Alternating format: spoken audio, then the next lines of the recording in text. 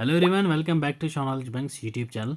आज हमारे जीएस के प्रैक्टिस सेट 2 में कम क्वेश्चंस ज़्यादा नॉलेज लेके आ गया हूँ मैं आपके सामने भाई साहब। तो इस सेशन में हम लोग डिस्कस करेंगे आज इकोनॉमी के क्वेश्चंस।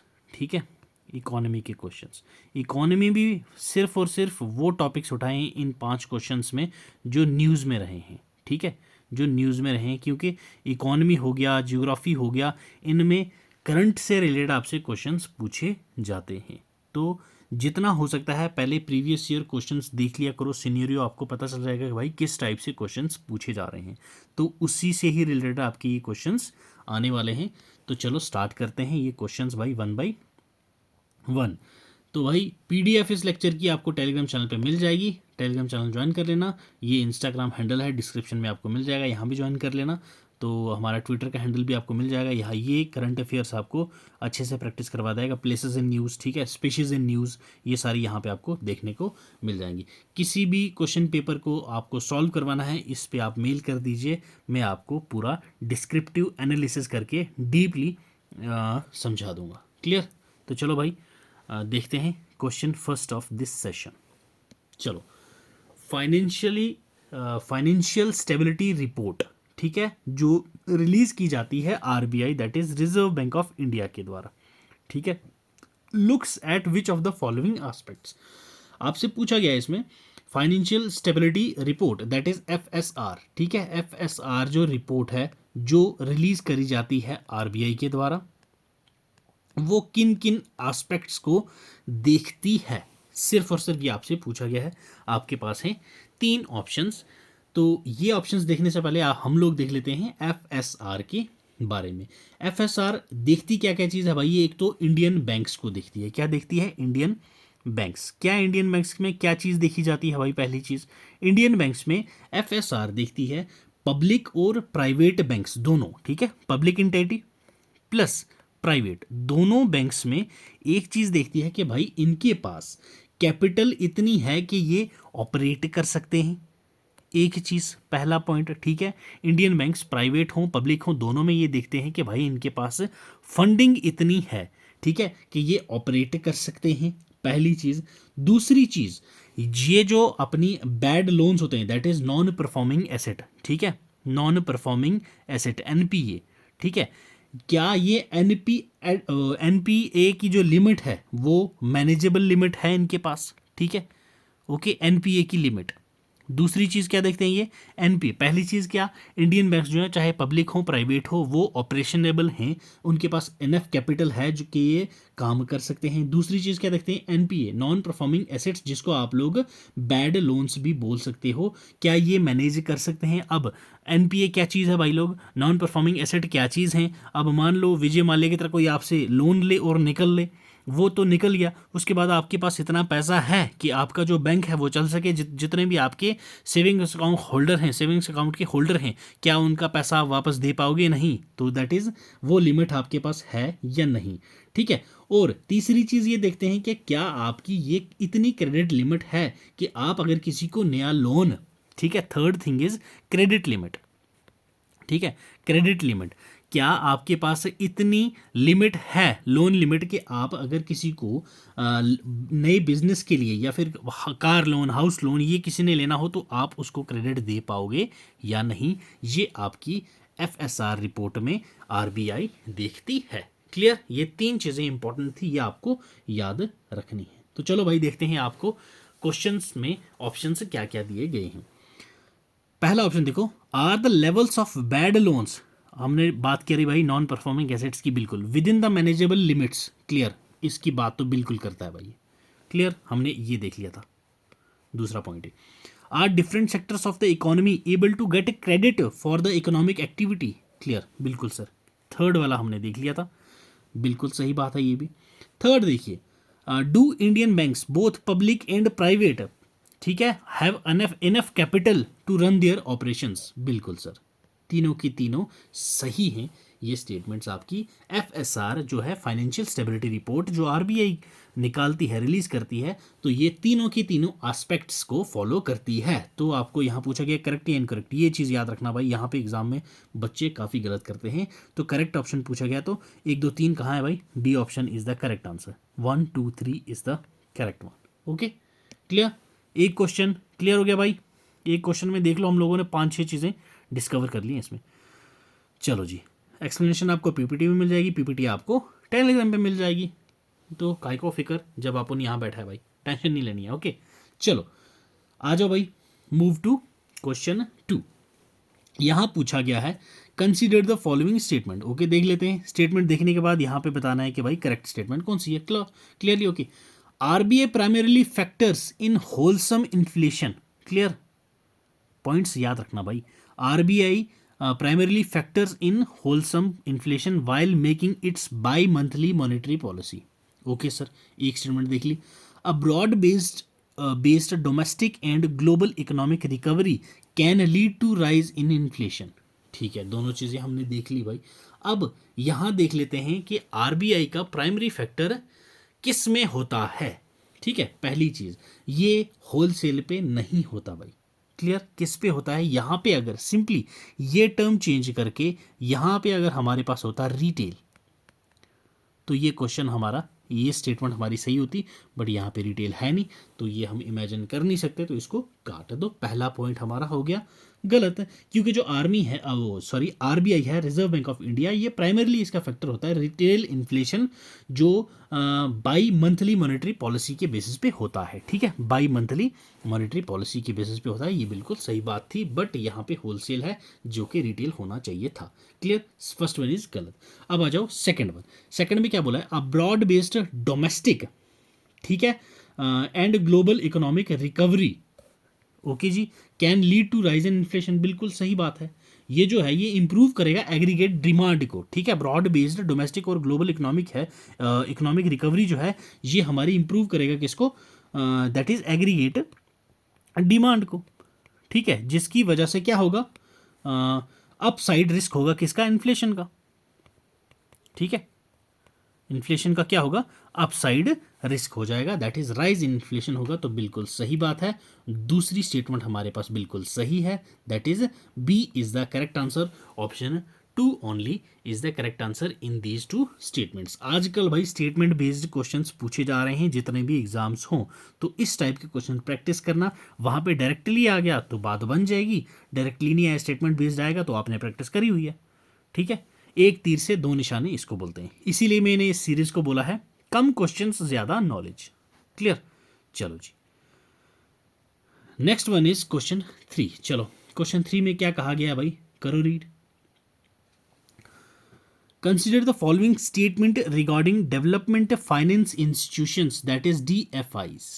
ठीक है, DFIs के बारे में आपको कुछ स्टेटमेंट दी गई हैं और यहाँ आपसे पूछा है बताओ भाई कौन सी सही है और कौन सी गलत है। क्लियर, चलो, development finance institutions provide risk capital for economic development projects on non commercial basis. ठीक है, एक पॉइंट हो गया जी। In India the first DFI was operationalised before independence with the setting of the industrial finance corporation, IFCI। Okay जी, during the pre-liberalized era, India had DFIs, that is development finance institutions, that were primarily engaged in development of industry in the country। ठीक है, ये 3 point हमारे पास क्या बोले गए हैं भाई, यहाँ समझ आए आपको। पहला पॉइंट हमारे पास है डेवलपमेंट फाइनेंस इंस्टीट्यूशंस जो हैं वो प्रोवाइड करते हैं रिस्क कैपिटल किसको, इकोनॉमिक डेवलपमेंट प्रोजेक्ट्स को, किस पे, नॉन कमर्शियल बेसिस पे। ओके जी, दूसरा हमारे पास बोला गया है इंडिया में पहले डेवलपमेंट फाइनेंस इंस्टीट्यूशन जो थे वो ओपनलाइज्ड मतलब शुरू हुए थे इंडिपेंडेंस से पहले। ठीक है, और ये उसी के टाइम पे सेटअप हुआ था IFCI, that is industrial finance corporation. ठीक है, तीसरा हमने बोला during pre liberalised era India DFIs के जो थे अपनी डेवलपमेंट फाइनेंशियल इंस्टीट्यूशंस थी वो प्राइमरीली इंगेज थी डेवलपमेंट हमारी इंडस्ट्री की करने में। तीनों में कौन सा सही है कौन सा गलत है ये आपसे पूछा गया है, ये हम लोग डिस्कस करेंगे after knowing about the DFIs। ठीक है, पहले हम लोग डिटेल में जान लेते हैं कि DFIs होता क्या है, फिर यहाँ पे वापस आते हैं क्वेश्चन पे। क्लियर, चलो जी, ओके, जूम इन कर लेते हैं थोड़ा सा। आओ भाई, अब देखते हैं अबाउट DFI। ओके, ये कुछ ज़्यादा ही शार्प हो गया भाई, इसको पतला कर लेते हैं। DFI, ठीक है, डेवलपमेंट फाइनेंशियल फाइनेंस इंस्टीट्यूशन, ठीक है, जिसको हम लोग डेवलपमेंट बैंक के नाम से भी जानते हैं। क्या बोलते हैं इसको हम लोग? Development bank. Okay, development bank के नाम से इसको हम लोग जानते हैं। ये प्रोवाइड करता है risk capital. Okay, risk capital किसके लिए? इकोनॉमिक डेवलपमेंट प्रोजेक्ट्स के लिए, ठीक, इकोनॉमिक डेवलपमेंट प्रोजेक्ट्स के लिए, जो कि नॉन कमर्शियल बेसिस पे होते हैं। क्लियर भाई, ये चीज़ हमारी यहाँ क्लियर हो गई। अब हमारी ये क्वेश्चन में क्या बोला गया था, ये क्या थी? प्री इंडिपेंडेंस से पहले हुई थी, तो ऐसा कुछ भी नहीं है। DFI जो है हमारी, ये ऑपरेशनलाइज्ड हुई थी कब? 1948 में। क्लियर, 1948 में, और 1947 में हम लोग को आज़ादी मिली थी, ये भी आपने याद रखना है। क्लियर, अब उसी के टाइम पे ही ICICI स्टार्ट हुआ था, that is industrial credit and investment corporation of India, जो कि बैक कर रही थी किसको उस टाइम पे? ICICI। ओके, ये भी उस टाइम पे हमारा लॉन्च हुआ था, जो कि बैक कर रहा था किसको? वर्ल्ड बैंक को। ठीक है, क्योंकि वर्ल्ड बैंक भी उसी टाइम पे ही आया था। कब आया था? That is 1955। क्लियर, 1955। उसी टाइम पे ही हमारी एक चीज और आई थी, IDBI। ठीक है, IDBI क्या चीज़ है भाई? Industrial development bank of India. ठीक है, ये एग्जिस्टेंस में आई कब? ये सभी चीज़ें देखते हुए, दैट इज 1964। इंपॉर्टेंट है भाई, ये नोट कर लेना, इनके नोट्स बना लेना। तो ये किस लिए आई थी IDBI? ये प्रमोट करने आई थी long term financing for infrastructure project and that is infrastructure project और इंडस्ट्री के लिए। ठीक है, लॉन्ग टर्म। क्लियर, ये लॉन्ग टर्म के लिए आया था हमारा इंफ्रास्ट्रक्चर और इंडस्ट्रीज़ को प्रमोट करने के लिए। ठीक है, यहाँ तक समझ आया भाई? क्लियर, अब यहाँ पे प्री लिबरलाइज्ड एरा जो था इंडिया का, वो प्राइमरीली इंगेज था किसको? ये अभी यहाँ मैंने आपको बता दिया भाई, क्या? इंडस्ट्री को डेवलप करने के लिए। ठीक है, इंडस्ट्रीज़ को डेवलप करने के लिए प्री लिबरलाइज्ड एरा। ओके, ये कहाँ, किसका इस पे मेन फोकस कब किस पे था भाई? दैट इज इंडस्ट्री पे। क्लियर, यहाँ तक समझ आया भाई? ये था हमारा अब history and all about DFIs। Okay, ये छोटा सा था ये भाई डिटेल, जो आपको पता होनी चाहिए। क्लियर, तो चलो भाई, अब देखते हैं कौन सा इसमें से सही है, कौन सा गलत है। पहला क्या बोला था इसने? रिस्क कैपिटल किसको? Economic development project non commercial basis पे। बिल्कुल सही बात है भाई। ठीक है, नेक्स्ट क्या था? In India first DFI was operationalised before independence. अभी हमने देखा था ये कब हुई थी भाई? 1948। क्लियर, तो पहले सेकंड वन इज रॉन्ग। ठीक है, अब यहाँ देख लो सेकंड किस में नहीं है, तो ये रॉन्ग हो जाएगा, ये भी रॉन्ग हो जाएगा, ये भी रॉन्ग हो जाएगा। तो आपका एलिमिनेशन मेथड इजीली काम कर गया है, तो option B is the correct answer. Correct ही पूछा है ना? हाँ भाई, करेक्ट ही पूछा है, तो option B is the correct answer. Clear, clarity हुई भाई? चलो आ जाओ नेक्स्ट क्वेश्चन पे। यस, इंटरेस्टिंग क्वेश्चन है भाई, ये न्यूज़ में था ये अभी, दैट्स वाई इंटरेस्टिंग क्वेश्चन मैं आपको बोल रहा हूँ। पार्टिसिपेटरी नोट्स, ठीक है, P नोट्स जिसको हम लोग शॉर्ट में बोलते हैं। ठीक है, participatory notes investment in the Indian market is allowed in which of the following instrument. कौन सा इंस्ट्रूमेंट है इनमें से जिसमें पार्टिसिपेटरी नोट्स की इन्वेस्टमेंट अलाउड है? डेट, इक्विटी, डेरिवेटिव्स या हाइब्रिड सिक्योरिटीज। ठीक है, इस क्वेश्चन को डिस्कस करने से पहले हम लोग डिस्कस करेंगे अबाउट P नोट्स, कि भाई P नोट्स है क्या चीज़। P नोट्स आपको पता चल गया क्या है? पार्टिसिपेटरी नोट्स, ठीक है। पी नोट्स जो हैं ये इश्यूज करी जाती हैं रजिस्टर्ड एफपीआईज के द्वारा। क्लियर, रजिस्टर्ड एफपीआईज के द्वारा, ये आपको पहली चीज़ पता होना चाहिए। ये रजिस्टर की जाती हैं एफपीआईज के द्वारा और किसको होती हैं ये, ठीक है, किसको होती हैं, टू ओवरसीज, ठीक है, ओवरसीज इन्वेस्टर्स, जो हमारे बाहर के इन्वेस्टर्स होते हैं, ये एफपीआईज उन रजिस्टर होते हैं ओवरसीज इन्वेस्टर के द्वारा प्रोमिसरी नोट्स इंस्ट्रूमेंट के लिए। ये इंडियन मार्केट में अगर कोई बाहर का इन्वेस्टर है, वो विश करता है कि भाई मेरे को स्टॉक मार्केट में, इंडियन स्टॉक मार्केट में रजिस्ट्री करने के द्वारा ही इन्वेस्ट करना है डायरेक्टली, तो वो पी नोट्स के द्वारा यहाँ पे इन्वेस्ट कर सकते हैं। बहुत ही डिलीजेंस प्रोसेस होता है जिसके थ्रू ये यहाँ पे इन्वेस्ट कर सकते हैं। नोट इन्वेस्टमेंट जो है हमारी इंडियन मार्केट में किस किस के द्वारा, कौन कौन से इंस्ट्रूमेंट के द्वारा होता है, दैट इज इक्विटी, ठीक है, hybrid securities, okay, derivatives, okay, and डेप्ट, ओके। तो ये चार हैं जिसके द्वारा promissory notes promissory notes investment की जा सकती है, किसके द्वारा, ओवरसीज इन्वेस्टर के द्वारा। तो यहाँ ऑप्शन में हमारे पास डेप्ट भी है, इक्विटी भी है, डेरिवेटिव्स भी हैं, आपके पास हाइब्रिड सिक्योरिटीज़ भी हैं। तो आपका करेक्ट आंसर यहाँ बन जाएगा भाई ऑप्शन डी, ठीक है। Clear, option D is the correct answer. Move to next question. Next question आपके पास है भाई, क्वेश्चन 5 इंपॉर्टेंट है आपके एग्जाम पॉइंट ऑफ व्यू से, क्योंकि ये करंटली न्यूज़ में था भाई, ठीक है। तो चलो देखते हैं क्या चीज़ है भाई, फिर डिस्कस करते हैं कि भाई कितना इंपॉर्टेंट है, कितना इंपॉर्टेंट नहीं है। Consider the following statement regarding national small savings fund, ठीक है, national small savings fund, NSF, all deposit under small saving schemes are credited to the consolidated fund of India. Okay जी, पहला point बोल रहा है जितने भी डिपॉजिट स्मॉल सेविंग स्कीम्स में होती हैं वो क्रेडिट कर दी जाती हैं CFI, that is consolidated fund of India में, ठीक है जी, मान लिया। Some part of deposits in the fund is invested in special government securities as per norms decided by RBI। ये बोल रहा है कुछ पार्ट होता है जो इन्वेस्ट कर दिया जाता है कहाँ पे, गवर्नमेंट सिक्योरिटीज़ में, जो कि डिसाइड करा गया हुआ है नॉर्म्स में RBI के द्वारा, ठीक है जी, सो मान लिया आप क्या।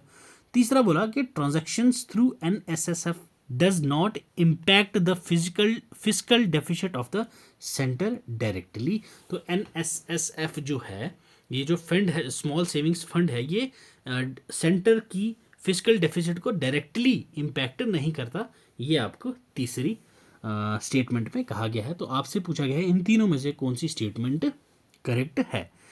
तो पहली करेक्ट स्टेटमेंट जो आपको बोला गया है, ऑल डिपॉजिट्स जो हैं स्मॉल सेविंग स्कीम्स की वो क्रेडिट की जाती हैं कंसोलिडेटेड फंड ऑफ इंडिया में, तो ये बिल्कुल गलत है। कंसोलिडेटेड फंड ऑफ इंडिया में नहीं करी जाती हैं, ये की जाती हैं पब्लिक अकाउंट, ठीक है, पैक, इसी सेविंग फंड के अंडर ही पब्लिक अकाउंट में आता है ये, तो इसी के अंडर ही क्रेडिट कर जाती हैं, जितनी भी स्मॉल सेविंग्स कलेक्शंस हो जाती हैं वो क्रेडिट कर जाती हैं इसी फंड में। तो ये पहला जो आपके पास है भाई हो गया आपका गलत ऑप्शन। तो दूसरा जो इन्होंने बोला है कि इसके जो कुछ पार्ट होता है डिपॉजिट का, वो फंड इन्वेस्ट कर दिया जाता है स्पेशल गवर्नमेंट सिक्योरिटीज़ के द्वारा, जो कि RBI के नॉर्म्स में लिखा गया है, बिल्कुल सही बात है, ये दूसरा सही है आपके पास। तीसरा इन्होंने बोला है इसकी जो ट्रांजेक्शन्स होती हैं वो इम्पैक्ट नहीं करती फिजिकल डेफिसिट को सेंटर के डायरेक्टली, बिल्कुल सही बात है, ये भी हमारे पास सही बात है। क्लियर, तो ये था हमारा पांचवा क्वेश्चन। अब इसके बारे में थोड़ा सा जान लेते हैं भाई, ये किस मिनिस्ट्री के अंडर आता है, ठीक है, इसका कस्टडी कौन होता है, इन्वेस्टमेंट किसके अंडर आता है, कौन सी आर्टिकल के अंडर आता है, ऑब्जेक्टिव क्या होता है इसका। तो चलो थोड़ी सी डिटेल में डिस्कस कर लेते हैं अबाउट NSSF, ठीक है। NSSF है क्या चीज़, ये आपको पता चल गया है भाई। इसकी जितनी भी कलेक्शंस होती हैं वो क्रेडिट कर दी जाती हैं इसी ही फंड में, क्लियर, इसी ही फंड में की जाती हैं। और जो भी इसका बैलेंस बच जाता है, याद रखना, जो भी इसका बैलेंस बच जाता है इस फंड का, वो सेंटर प्लस स्टेट गवर्नमेंट की सिक्योरिटीज़ में इन्वेस्ट होता है, क्लियर, सिक्योरिटीज़, याद रखना है ये आपको, स्टेट में भी है। यहाँ पे सिर्फ और सिर्फ सेंटर का पूछा गया था ना, स्पेशल गवर्नमेंट सिक्योरिटीज़ ये आपसे पूछा गया है, तो यहाँ सेंटर स्टेट मेंशन नहीं है, तो ये याद रखना सेंटर और स्टेट दोनों की सिक्योरिटीज़ में ये इन्वेस्ट कर दिया जाता है। इसके इन्वेस्टमेंट पैटर्न के द्वारा जो गवर्नमेंट ऑफ इंडिया डिसाइड करता है, दैट इज़ आरबीआई। तो इसकी जो सिक्योरिटीज़ हैं ये हम लोग इन्वेस्ट कर सकते हैं सेंटर और स्टेट गवर्नमेंट के अंडर, ठीक है। तो ये ministry of finance, department of economic affairs देखता है, ठीक है। Department of economics affairs, that is ministry of okay, that is ministry of finance. Clear, यहाँ तक क्लियर आपको भाई साहब।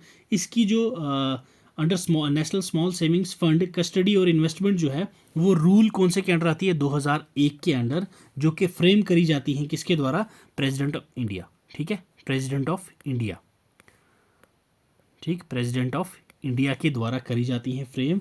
ये किस आर्टिकल में बताया गया है, under article 283 clause 1 of the Indian constitution.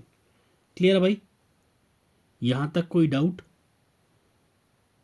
होना भी नहीं चाहिए, ठीक है, नहीं है तो होना भी नहीं चाहिए। तो ये थे हमारे भाई इकोनॉमी के जीएस पोर्शन का सेट 2। उम्मीद है मुझे आपको ये सेट भी हेल्पफुल रहा होगा आपके लिए। अगर कोई डाउट हो तो कमेंट सेक्शन में आप बेझिझक पूछ सकते हैं। वीडियो पसंद आई हो तो लाइक कर देना, वीडियो पसंद ना आई हो तो डिसलाइक करके एक बार कमेंट सेक्शन में ज़रूर बताना कि आपको वीडियो पसंद क्यों नहीं है, ताकि हम लोग अगली बार और इम्प्रूव करके आपके समक्ष वीडियो ला सकें। चैनल पे नए हो तो सब्सक्राइब कर देना। Till then, God bless you, keep learning, keep sharing.